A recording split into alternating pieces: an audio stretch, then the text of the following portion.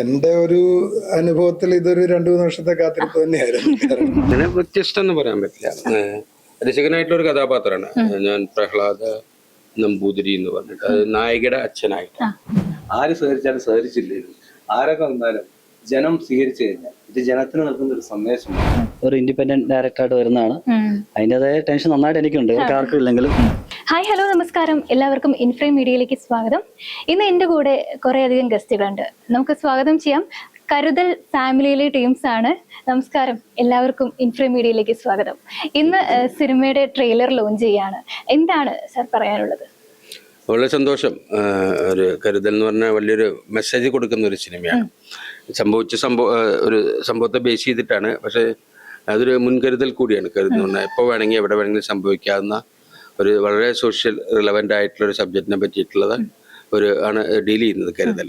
പക്ഷെ ഒരു എൻ്റർടൈനർ ആയിട്ട് തന്നെയാണ് കരുതൽ എന്ന് പറഞ്ഞ സിനിമ ചെയ്തിരിക്കുന്നത്. അതിൽ ഫണ്ണുണ്ട്, തമാശ ഉണ്ട്, സെൻറ്റിമെൻറ്റ്സ് ഉണ്ട്, അങ്ങനെ ആക്ഷൻ പരിപാടികളൊക്കെ ഉണ്ട്. പക്ഷെ വളരെ അണ്ടർലൈൻ ആയിട്ടൊരു സമൂഹത്തിനൊരു മെസ്സേജ് കൊടുക്കുന്നുണ്ട്. വളരെ പ്രധാനപ്പെട്ട ഒരു സിനിമ തന്നെയാണ്. അതെ. ഇനി ഡയറക്ടർ സാറിലേക്ക് വന്നു കഴിഞ്ഞാൽ, സാറിന്റെ ആദ്യത്തെ മൂവിയാണോ?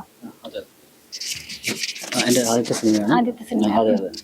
ഈ ഒരു സിനിമയുടെ ടൈറ്റിൽ കാണുമ്പോൾ തന്നെ കരുതൽ, കെയർ എന്നാണ് ഉദ്ദേശിക്കുന്നത്. അപ്പൊ ഞാൻ ഇതിനെക്കുറിച്ച് കുറച്ച് സെർച്ച് ചെയ്ത സമയത്ത് നമ്മുടെ നാട്ടിൽ നിന്നും പുറത്തുപോയി താമസിക്കുന്ന കുറെ പേരുടെ പേരൻസ് നമ്മുടെ നാട്ടിൽ തന്നെ ഉള്ളപ്പോൾ അവരനുഭവിക്കുന്ന കുറച്ച് കാര്യങ്ങളാണ് ഈ ഒരു ചിത്രത്തിലൂടെ പങ്കുവെക്കുന്നത്. ഇന്നത്തെ കാലത്തുള്ള ഒരു തലമുറയ്ക്ക് തന്നെ ഒരു മെസ്സേജ് കൂടിയാണ് ഈ ഒരു സിനിമ എന്ന് പറഞ്ഞിട്ടുണ്ട്. എന്താണ് ശരിക്കും പറഞ്ഞാൽ കരുതലിൽ സാർ ഉദ്ദേശിക്കുന്നത്? കരുതൽ എന്ന് പറഞ്ഞാൽ നമുക്ക് എല്ലാവർക്കും അറിയാം. നമ്മളിപ്പോൾ ഏതൊരു ബന്ധങ്ങൾ ലോകത്തെടുത്ത് നോക്കിയാലും ഒരു എന്താ പറയുക, ഒരു മാതാപിതാക്കൾ മക്കൾ തമ്മിലുള്ള ബന്ധം, ഫ്രണ്ട്സ് തമ്മിലുള്ള ബന്ധം, പിന്നെ സഹോദരങ്ങൾ തമ്മിലുള്ള ബന്ധം, ഒരു കാമുകൻ തമ്മിലുള്ള ബന്ധം, ഏത് ബന്ധങ്ങളാണെങ്കിലും അതിൻ്റെ ഒരു ബേസ് എന്ന് പറയുന്നത് കരുതലാണ്. ആ ഒരു കരുതലില്ലെങ്കിൽ ആ ഒരു ബന്ധങ്ങൾക്കൊന്നും ഒരു ബേസും ഇല്ല, അത് നിലനിൽക്കത്തുമില്ല. അപ്പം അതുകൊണ്ട് തന്നെ അതെല്ലാം കൂടെ നമ്മുടെ ഈ സിനിമയിലൂടെ പറഞ്ഞു പോകുന്നുണ്ട്. ഒരു ഫ്രണ്ട്ഷിപ്പ് ഉണ്ട്, ഫാമിലി മാറ്റേഴ്സ് സംസാരിക്കുന്നുണ്ട്. അതോടൊപ്പം തന്നെ ഏറ്റവും ലാസ്റ്റ് നമ്മൾ ഒരു ചോദ്യമല്ല, ഒരു ഓപ്ഷൻ നമ്മൾ സമൂഹത്തിൽ ഇട്ട് കൊടുക്കുകയാണ്.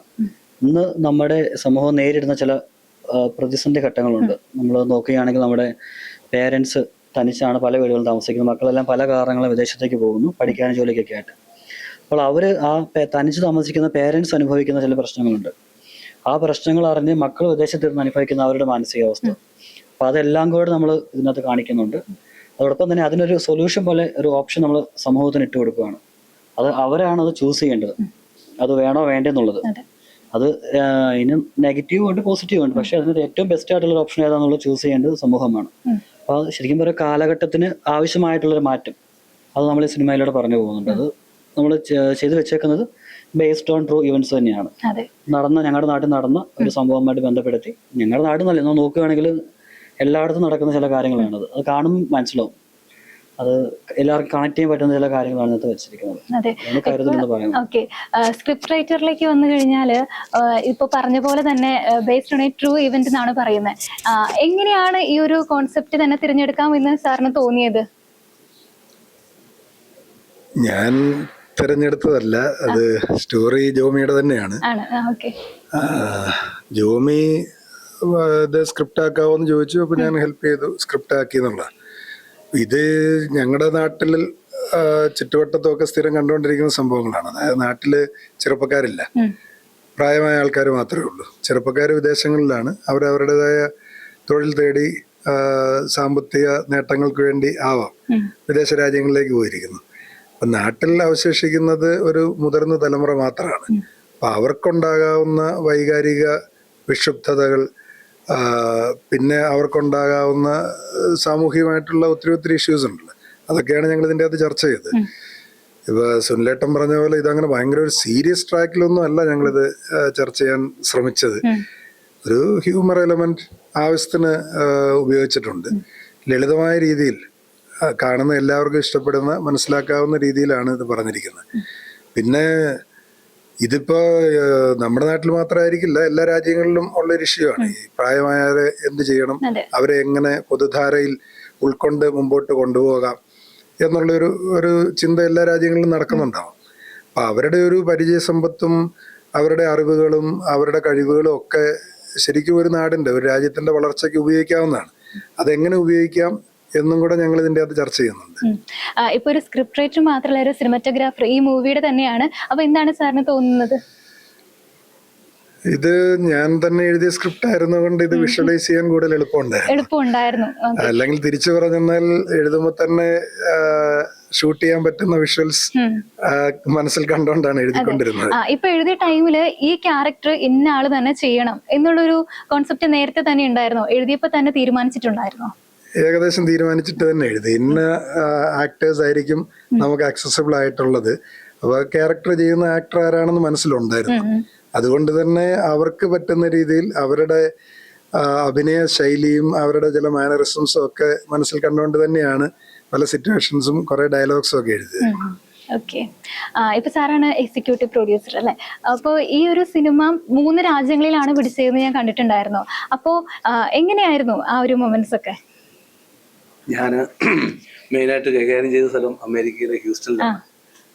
ഞാൻ ഇതിനു മുമ്പ് മൂവിയിൽ ചെയ്തിട്ടുണ്ട്, വേഷം ചെയ്തിട്ടുണ്ട്, നിർമ്മാതാവുമായിരുന്നു. അമേരിക്കയിലെ കുറച്ച് കലാകാരന്മാർ ഞങ്ങളോടൊപ്പം ഇതിനകത്ത് സഹകരിച്ചു. ഈ സിനിമ കാണുമ്പോൾ അറിയാം ഇതിന് ഒരുപാട് ഇന്നത്തെ കാലഘട്ടത്തിൽ പ്രസക്തി. പ്രത്യേകിച്ച് ഇന്റർവ്യൂ നടന്നുകൊണ്ടിരിപ്പിക്കുന്ന തന്നെ ഞാൻ ചിന്തിച്ചുകൊണ്ടിരുന്ന ഒരു കാര്യമാണ്. കഴിഞ്ഞ ദിവസം പത്രത്തിൽ കണ്ടായിരുന്നു, ഇനി ആരെങ്കിലും വീട് അടച്ചു പൂട്ടി പോവുകയാണെങ്കിൽ പോലീസ് സ്റ്റേഷനിൽ വീട് അറിയിക്കണം. കാരണം സ്വർണ്ണത്തിന് ഭയങ്കരമായ വില കൂടിയിരിക്കുന്ന സമയമായതുകൊണ്ട് എന്തും എപ്പോഴും എവിടെ വരുന്നതും സംഭവിക്കാം. അപ്പോൾ ഈ സിനിമയ്ക്ക് ഇപ്പം നമ്മളിപ്പം കാണുന്ന ഒരുപാട് സിനിമകൾ ഇറങ്ങുന്നുണ്ട്. അതിനകത്ത് എന്ത് ബേസ് ആണെന്നൊക്കെ ശരിക്കും ചിലപ്പോൾ സിനിമ കണ്ടുമ്പോൾ നമ്മൾ ഇറങ്ങി വരുമ്പോൾ നമുക്കൊന്നും മനസ്സിലാകുന്ന പോലും ഇല്ല. കാരണം ആ കാലഘട്ടത്തിലാണ് ഇതുപോലെ ഒരു ട്രൂ സ്റ്റോറിയെ ബേസ് ചെയ്തുകൊണ്ട്, അതും അയർലൻഡ്, അമേരിക്ക, ഇന്ത്യ ഈ 3 രാജ്യങ്ങളായി ചിത്രീകരിച്ച ഒരു സിനിമ. ഒരു ചെറിയ വലിയ സിനിമ എന്ന് വേണമെങ്കിൽ ഇതിനെ വിശേഷിപ്പിക്കാം. കാരണം അതിനകത്തെ കലാകാരന്മാർ, ഇതിനകത്ത് എഫേർട്ട് ഇവർ എടുത്തിരിക്കുന്ന, ജോമി ആണെങ്കിൽ തന്നെ പല കാര്യങ്ങളും, അപ്പം സാബു സാറും ജോമിയും ഒക്കെ തിരക്ക്. അതുപോലെ തന്നെ ഞാൻ ഇതിൻ്റെ പല പ്രൊമോഷനും കണ്ടു. സുനിൽ സുഗത സാറിന് ഇതെല്ലായിടത്തും പങ്കെടുത്തു. ഇതൊക്കെ എന്നൊക്കെ പറഞ്ഞാൽ നമുക്ക് ഒരുപാട്, കാരണം ഇന്നത്തെ കാലഘട്ടത്തിൽ പലപ്പോഴും ഞാൻ 2 സിനിമകളിലെ നിർമ്മാതാവിനെ എനിക്കറിയാം. ചില ആർട്ടിസ്റ്റുകളിലേക്ക് നിസ്സഹകരണം മൂലം സിനിമയ്ക്കുണ്ടായിരിക്കുന്ന ബുദ്ധിമുട്ടുകൾ അറിയാം. അപ്പം ഇതിനൊക്കെ ഇതിന് വരിക എന്ന് പറയുന്നതൊക്കെ വളരെ സന്തോഷമുള്ള ഒരു വലിയ കാര്യമാണ്. ഈ സിനിമ എന്ന് പറയുന്നത് ഇത് വിജയിക്കുമെന്നുള്ള കാര്യത്തിൽ യാതൊരു സംശയമില്ല. കാരണം ഞാൻ പറഞ്ഞ ആദ്യം ഒരുപാട് ചില പടങ്ങൾ ഇറങ്ങുമായിരിക്കും. ഇതിൻ്റെ ഇടയ്ക്ക് ഏത് ഓട്ടത്തിലും അവസാന ലാപ്പില് നമ്മൾ കുതിച്ചു കയറുന്ന ഒരു കാഴ്ച കാണാൻ പോവുകയാണ്. കാരണം ഉറപ്പാണ്. കാരണം ഈ സിനിമ കാണുമ്പോൾ ഇതിന്റെ കഥാൻ തിരക്കഥയും അല്ലെങ്കിൽ ഇത് ചിത്രീകരിച്ചിരിക്കുന്നതും എല്ലാം അനുഭവ സമ്പത്തും പരിചയ സമ്പത്തും എല്ലാമുള്ള ആളുകളാണ് ഇതിന് പിന്നിൽ പ്രവർത്തിച്ചിരിക്കുന്നത്. അതോടൊപ്പം തന്നെ ഒരുപാട് പുതുമുഖങ്ങളും അഭിനയിച്ചിട്ടുണ്ട്. അതുകൊണ്ട് ഞങ്ങൾക്ക് ഉത്തമ ബോധ്യമുണ്ട്, വിശ്വാസമുണ്ട്, ഈ പടം ഹിറ്റാവും, യാതൊരു സംശയമില്ല. അതെ, തീർച്ചയായിട്ടും അങ്ങനെ തന്നെ ആവട്ടെ. ഇപ്പൊ പറയുകയാണെങ്കിൽ ഈ ഒരു സിനിമയ്ക്ക് എടുത്ത ടൈം ഷെഡ്യൂൾ എങ്ങനെയായിരിക്കും? ഇപ്പൊ നമ്മൾ പറഞ്ഞ പോലെ തന്നെ 3 രാജ്യങ്ങളായിട്ടാണ് ചിത്രീകരിച്ചിരിക്കുന്നത്. അപ്പൊ നമ്മുടെ നാട്ടില് ഒരു മാസം വെച്ചത്തോളം നമുക്ക് എടുക്കേണ്ടി വന്നു. പിന്നെ നമ്മൾ അയർലൻഡ്, അമേരിക്ക ആ 2 രാജ്യങ്ങളോട് ഉൾപ്പെടുത്തിയതുകൊണ്ട് കുറച്ച് ടൈം നമുക്ക് എടുക്കേണ്ടി വന്നു. കാരണം അവിടെ നിന്നൊക്കെ പറഞ്ഞാൽ കുറച്ച് ആളുകൾ അവിടെ ഉള്ളവരെയും കൂടെ നമ്മൾ ഉൾപ്പെടുത്തിയായിരുന്നു. അപ്പോൾ അവിടെ എന്ന് പറയുമ്പോൾ അവിടെ എല്ലാവരും തന്നെ ജോലി ചെയ്യുന്നവരും പഠിക്കുന്നവരൊക്കെ ആയിരിക്കും. അവരെല്ലാം കൂടെ ഒരുമിച്ച് കിട്ടാൻ ഭയങ്കര പാടാണ്. ഒരു എക്സാമ്പിൾ പറഞ്ഞപ്പോൾ അയർലൻഡിൽ തന്നെ ഞങ്ങൾ ഷൂട്ട് ചെയ്യാൻ വേണ്ടി 5 കഥാപാത്രങ്ങൾ ഉണ്ടായിരുന്നു ആകെ. ആ 5 പേര് ഒന്നിച്ച് നമുക്ക് എത്തിക്കാനായിട്ട് 3 മാസം എടുത്തു. കാരണം അവര് എല്ലാം പ്രൊഫഷണൽ ആക്ടേഴ്സ് എന്ന് പറയാനില്ല, എല്ലാം പുതിയ ആളുകളാണ്. പക്ഷേ എങ്കിൽ നന്നായിട്ട് ആക്ട് ചെയ്യുന്നവരൊക്കെ തന്നെയാണ്. പിന്നെ ഒരാൾക്ക് ഓക്കെ ആകുമ്പം ചിലപ്പോൾ ക്യാമറമാൻ ഓക്കെ ആയിരിക്കും. ഈവൻ ക്യാമറ ചെയ്യുന്ന അവിടെ ഉള്ളവർ പോലും ജോലി ചെയ്യുന്നവരും പല കാര്യങ്ങളും ചെയ്യുന്നവരാണ്. അപ്പം അതിൻ്റെതായ കുറേ ബുദ്ധിമുട്ടുകൾ ഇപ്പോൾ അമേരിക്കയിലാണേലും ശേഷിയായിട്ട് നേരെ കണ്ടു വന്നിട്ടുണ്ട്. അതുകൊണ്ടൊക്കെയാണ് കുറച്ച് താമസം വന്നു. അങ്ങനെ നമ്മളിപ്പം റിലീസിന് എത്തിച്ചിരിക്കുന്നത്. അതെ, തീർച്ചയായിട്ടും. ഇപ്പോ സാറിലേക്ക് വന്നു കഴിഞ്ഞാൽ ഒട്ടനവധി സിനിമകൾ സാർ ചെയ്തിട്ടുണ്ട്. അപ്പൊ അതിൽ നിന്നും ഒരു വ്യത്യസ്ത കഥാപാത്രമായിരിക്കും ഇനി ചെയ്യാനായിട്ട് ഇരിക്കുന്നത്? അങ്ങനെ വ്യത്യസ്തം എന്ന് പറയാൻ പറ്റില്ല.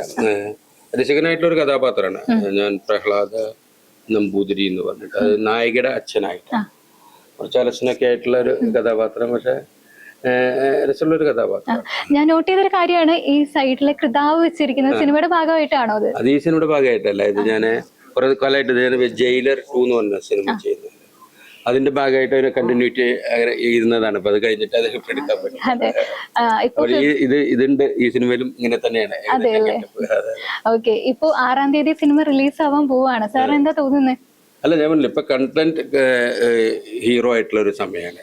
എന്താണ് സിനിമ പറയുന്നത് അതാണ് ഇപ്പൊ ഹീറോ. അല്ലാണ്ട് ഇപ്പൊ വലിയ ഹീറോ ആണെങ്കിലും അത് ഉള്ളിൽ ഒന്നുമില്ലെങ്കിൽ ആളുകളപ്പം തന്നെ തള്ളിക്കളയും. അത് 1-2 ദിവസത്തിനുള്ളിൽ വിധി നിർണ്ണയിക്കുന്ന ഒരു തരം സമയമാണ്.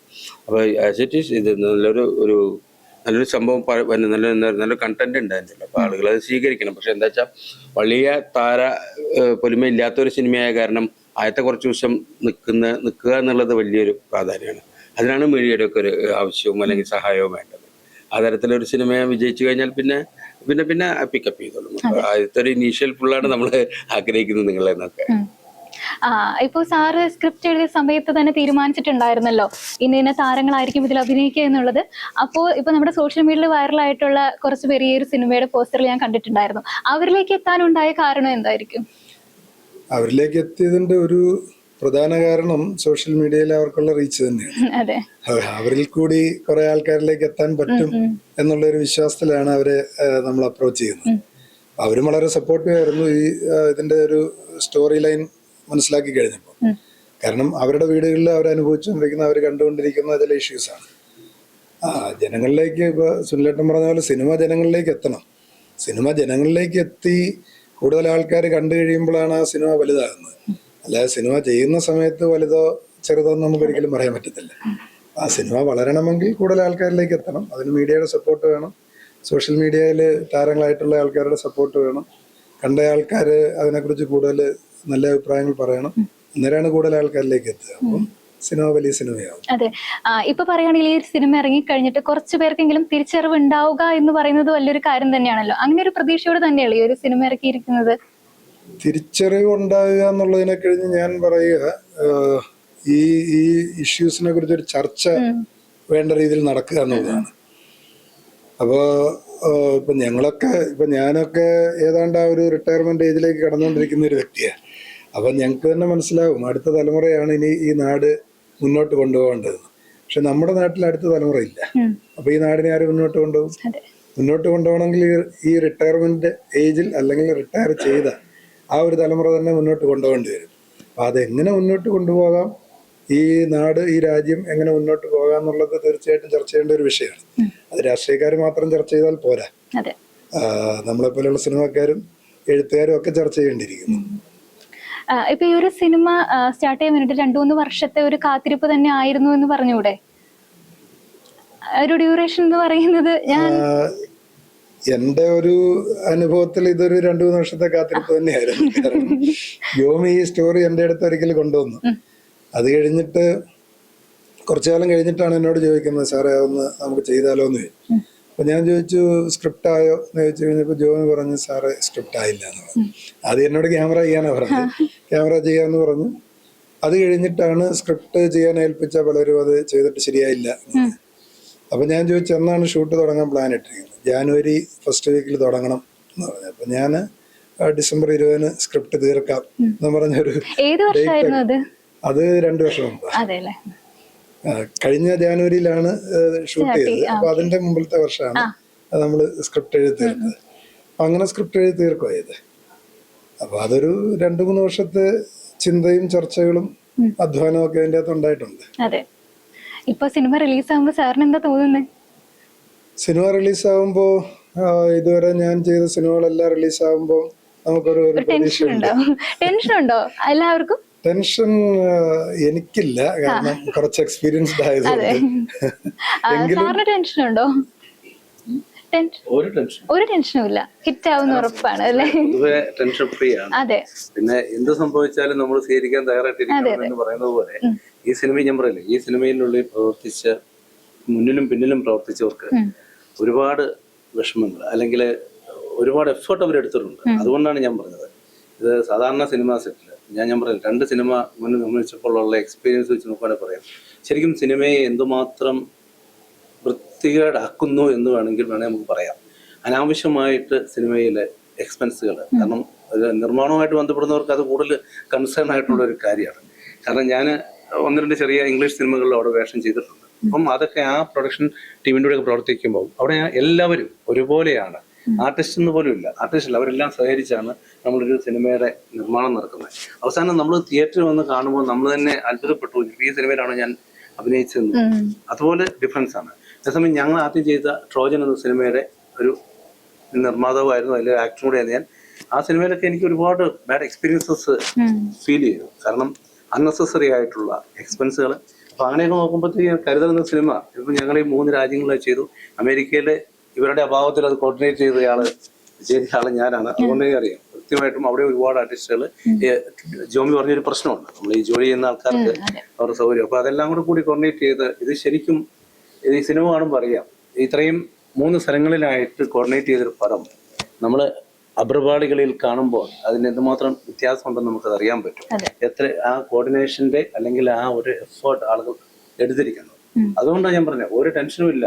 പറഞ്ഞില്ലേ, ഇപ്പം ഇവിടെ 9 പടം ഇറങ്ങാൻ പോകുന്ന 6 പടമൊന്നും ടെൻഷനൊന്നും ഇല്ല. കാരണം നമ്മൾ ഇറങ്ങി ഇതിനു മുമ്പ് ഞങ്ങൾ പടമൊക്കെ ഇറങ്ങിയിട്ട് ഇതിന്റെ പരാജയം എന്താണെന്നൊക്കെ നന്നായിട്ട് അറിഞ്ഞിട്ടുണ്ട്. അതുകൊണ്ട് ഈ പടത്തിന്റെ കാര്യത്തിൽ ഒരു ശുഭാപ്തി വിശ്വാസമുണ്ട്. കാരണം അറിയോ, ആര് സഹകരിച്ചാലും സഹകരിച്ചില്ലേലും ആരൊക്കെ വന്നാലും ജനം സ്വീകരിച്ചു കഴിഞ്ഞാൽ ഇത് ജനത്തിന് നൽകുന്ന ഒരു സന്ദേശമാണ്. കാരണം പണ്ട് സന്ദേശം എന്ന സിനിമ ഇറങ്ങിയപ്പോൾ ഇന്ന് ശ്രീനിവാസൻ അന്ന് സന്ദേശത്തിലൂടെ പറഞ്ഞ കാര്യങ്ങൾ ശരിയാണെന്ന് ആളുകൾക്ക് ബോധ്യപ്പെട്ടിട്ടുണ്ടെങ്കിൽ കരുതൽ എന്നത്, അതും ഈ സിനിമയുടെ വേറൊരു പ്രത്യേകത എന്താണെന്ന് വെച്ച് കഴിഞ്ഞാൽ ജോമി ഒരു നഴ്സാണ്. അതിനകത്ത് അഭിനയിച്ചിരിക്കുന്ന കുറെ ആൾക്കാർ നഴ്സിംഗ് ഫീൽഡിൽ ജോലി ചെയ്യുന്നവരാണ്. ഒരുപാട് പേര് ചെയ്തിട്ടുണ്ട്. അപ്പോൾ ഈ കരുതൽ എന്ന വാക്ക് കെയർ, അവരുടെ പ്രൊഫഷനുമായിട്ട് ബന്ധപ്പെട്ട് തന്നെ കരുതൽ കെയർ അത് ഉണ്ട്. ജോമി സൂചിപ്പിച്ച പോലെ ഈ കെയർ എന്ന് പറയുന്ന സംഭവമാണ്, കരുതലാണ് ഓരോ വ്യക്തികളിലും. ഒരു കുഞ്ഞിനെ കരുതുന്ന മാതാപിതാക്കൾ മുതൽ എല്ലാ കാര്യങ്ങളിലും അതുണ്ട്, ആ കരുതലുണ്ട്. അപ്പോൾ ഇന്ന് നമ്മുടെ നാടുകളിൽ സംഭവിച്ചുകൊണ്ടിരിക്കുന്ന കാര്യങ്ങൾക്ക് ഒരു പരിഹാരം ഉണ്ടാകണമെങ്കിൽ, പ്രത്യേകിച്ച് ഒരു പ്രവാസിയായി ഞാൻ വർഷങ്ങളായിട്ട് പ്രവാസിയായിരിക്കും, പ്രവാസികൾക്കറിയാം നമ്മൾ എത്ര, അത് ചില ആൾക്കാർക്കില്ലായിരിക്കാം, പക്ഷെ കൂടുതൽ പ്രവാസികൾക്കും അവരുടെ ശരീരം മാത്രമേ അവിടെ കാണുള്ളൂ, അവരുടെ മനസ്സ് അവരുടെ സ്വന്തം നാട്ടിലായിരിക്കും. പേരൻസ് ഉണ്ടാവാം, മറ്റുള്ളവരുണ്ടാവാം, എല്ലാവരും ഉണ്ടാവും. അപ്പം ഈ സിനിമ പ്രവാസികൾക്ക് പ്രത്യേകിച്ച്, അവർക്ക് അത് ഗൾഫിലുള്ളവരാണേലും യൂറോപ്പിലുള്ള അമേരിക്കയിലുള്ള ആർക്കായാലും അവരുടെ മനസ്സിലേക്ക് ഒരു എന്താ പറയുന്നത് ഒരു സന്ദേശം എത്തിക്കാനായിട്ട്, അല്ലെങ്കിൽ ഒരു ഫീൽ എത്തിക്കാൻ അവരുടെ സിനിമയാണ് ഇത്. പ്രവാസികളുടെ സിനിമ കൂടിയല്ല അവരുടെ എന്ന് വേണേൽ പറയാം. കാരണം നമ്മൾ ഈ വിഷ്വലി കാണുന്നത് മാത്രമല്ലല്ലോ, പുറമേ ഉള്ള ആ ഒരു ഫീലുള്ള ഒരു മൂവിയാണ്. അതുകൊണ്ട് ഞങ്ങൾക്ക് ടെൻഷൻ ഉണ്ടോ? ഇല്ല. ഡയറക്ടർ സാറിനുണ്ടോ ടെൻഷൻ ഉണ്ടോ? ഡയറക്ടർക്ക് അവനെ കാണുമ്പോൾ ടെൻഷൻ ഉണ്ടോ? ഒന്നും ടെൻഷൻ ഇല്ല. സത്യം പറഞ്ഞാൽ എനിക്ക് ഇവരെ പോലും നല്ല കേട്ടോ, നല്ല ടെൻഷൻ ഉണ്ട്. കാരണം ഞാൻ ഒരു സിനിമയ്ക്ക് ഒരു അസിസ്റ്റന്റ് ഡയറക്ടർ പോലെ ആകാതെ നമ്മൾ കുറച്ച് ഷോർട്ട് ഫിലിംസ് എടുത്ത് പിന്നെ സാബു സാറിനോട് നിന്നുള്ള പരിചയം കൊണ്ട് മാത്രം ഒരു ഇൻഡിപെൻഡന്റ് ഡയറക്ടറായിട്ട് വരുന്നതാണ്. അതിൻ്റെതായ ടെൻഷൻ നന്നായിട്ട് എനിക്കുണ്ട്, ഇവർക്ക് ആർക്കും ഇല്ലെങ്കിലും. പിന്നെ ഇവരൊക്കെ എക്സ്പീരിയൻസ്, സാബു സാറ് 35 വർഷത്തെ എക്സ്പീരിയൻസ് ഉണ്ട്. ഇപ്പൊ സാറിന് അടുത്ത പടം കഴിഞ്ഞ ആഴ്ച ഷൂട്ട് തുടങ്ങി, 7 seconds എന്ന് പറഞ്ഞ് സാറ് ഡയറക്ട് ചെയ്യുന്നു. അപ്പൊ സാറിന് അറിയാം, ഒരു പടം ചെയ്തു, പിന്നെ അത് ഇറങ്ങാതെ തന്നെ സാർ അടുത്തേക്ക് കടന്നു. അപ്പൊ തന്നെ സാറിന്റെ ഒട്ടും ടെൻഷനിൽ അറിയാം. അതിന് ശേഷിട്ടാണെങ്കിലും സുനിൽ സാർ എല്ലാവർക്കും എനിക്ക് നല്ല ടെൻഷൻ ഉണ്ടെന്നാണ്. പക്ഷെ ഒരു കാര്യം ഉറപ്പുണ്ട് കേട്ടോ, ഇത് ഇവര് പറഞ്ഞ പോലെ തന്നെ നല്ലൊരു കണ്ടന്റ് ആണ്, നല്ലൊരു മെസ്സേജ്. നമ്മുടെ ഒരു സാറ്റിസ്ഫാക്ഷൻ എന്ന് പറയുന്നത് അത് തന്നെയാണ്. ഇത് കാണുന്നതിൽ എല്ലാവരും കാണണം, അല്ലെങ്കിൽ ഹൗസ്ഫുൾ ആകണമെന്നൊന്നുമല്ല നമ്മൾ ആഗ്രഹിക്കുന്നത്. കൊള്ളാം, പക്ഷെ ഒരു നല്ലൊരു മെസ്സേജ് കാണുന്ന ഒരു വ്യക്തിക്ക് അവർക്ക് എവിടെയെങ്കിലും അവരുടെ ജീവിതത്തിൽ അവർ കണ്ടതും കേട്ടതും അല്ലെങ്കിൽ ഇപ്പോൾ കണ്ടുകൊണ്ടിരിക്കുന്നതുമായ ഏതെങ്കിലും ഒരു കാര്യം അവർക്ക് ഈസി ആയിട്ട് കണക്ട് ചെയ്യാൻ സാധിക്കും. അത് ഞങ്ങൾക്ക് ഗ്യാരണ്ടിയാണ്. അതുകൊണ്ട് അത് ഉറപ്പായിട്ടും കണക്ട് ചെയ്യാൻ സാധിക്കും. പിന്നെ എല്ലാവരും വലിയ ഇപ്പൊ ഇറങ്ങുന്ന പല സിനിമകളുണ്ടല്ലോ, വലിയ സൗണ്ട് എഫക്ട്സ്, അങ്ങനെ കുറെ വലിയ സംഭവങ്ങളായിട്ട്. ഇത് സാധാ ഒരു ഫാമിലി ഡ്രാമ, അത് കുടുംബ പ്രേക്ഷകർക്കായിട്ട് ക്ലീൻ സർട്ടിഫിക്കറ്റ് ആണ് കിട്ടിയിരിക്കുന്നത്. അപ്പം ആർക്കും ഒന്ന് കാണാവുന്ന ഒരു നല്ലൊരു സിനിമ. അപ്പൊ അതുകൊണ്ട് ഒരു 10 പേരെങ്കിലും കണ്ട് അതിനകത്ത് ഒരു നല്ല മെസ്സേജ് എന്ന കമന്റ് പറഞ്ഞാൽ സാറ്റിസ്ഫൈഡ് ആണ്. അതെ, തീർച്ചയായിട്ടും ഈ സിനിമ സാർമാർ പറഞ്ഞ പോലെ തന്നെ എല്ലാവരും കാണട്ടെ എന്ന് ഞങ്ങളും ആശംസിക്കുകയാണ്, ടീം ആശംസിക്കുകയാണ്. അപ്പൊ എന്തായാലും all the best. Thank you so much. Thank you.